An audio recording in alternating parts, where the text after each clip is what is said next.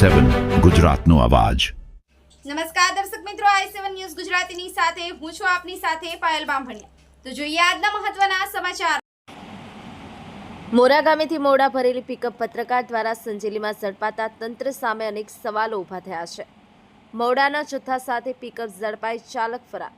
ગુજરાતની અંદર ભાવનગરમાં જે ઘટના બની, લઠ્ઠાકાંડ 13 જણાના મૃત્યુ પામ્યા હતા। આ બાબતે અને બીજી બાજુ બુટલેગર અને વેપારીઓ બેફામ દારૂની સામગ્રીનો સામાન વેચાણ કરી રહ્યા છે। દાહોદ જિલ્લામાં દારૂબંધીના અમલ વચ્ચે મોરાગામ વિસ્તારમાંથી મોડાનો જથ્થો ભરેલી એક પિકઅપ ગાડી ઝડપાતા સમગ્ર મામલો ચર્ચાનો વિષય બન્યો છે। પિકઅપમાં મોટા પ્રમાણમાં મોડા ભરેલા હતા, જોકે પિકઅપ ચાલક ગાડી સ્થળ પર જ છોડી ફરાર થઈ ગયો હોવાનું સામે આવ્યું છે। હવે સૌથી મોટો સવાલ એ છે કે આટલો મોટો મોડાનો જથ્થો ક્યાંથી આવ્યો હતો, કોનો હતો અને તેને ક્યાં લઈ જવાનો હતો, તેમજ ચાલક ગાડી મૂકી ફરાર કેમ થયો તે અંગે પણ તપાસ જરૂરી બની છે।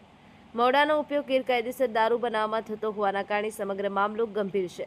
ત્યારે તંત્ર દ્વારા માત્ર પિકઅપ જપ્ત કરી કાર્યવાહી કરવાને બદલે મોડાના જથ્થાના મૂળ સ્ત્રોતથી લઈ તેના અંતિમ ગંતવ્ય સુધીની સમગ્ર કડીની તપાસ કરવામાં આવે તેવી માંગ ઉઠી છે। પિકઅપના માલિક ફરાર, ચાલક, મોડાનો જથ્થો આપનાર અને જ્યાં જથ્થો પહોંચાડવાનો હતો તે સ્થળ અંગે તપાસ કરી આ સમગ્ર મામલા પાછળ કોઈ મોટું નેટવર્ક છે કે કેમ તે બહાર લાવવું જરૂરી બન્યું છે।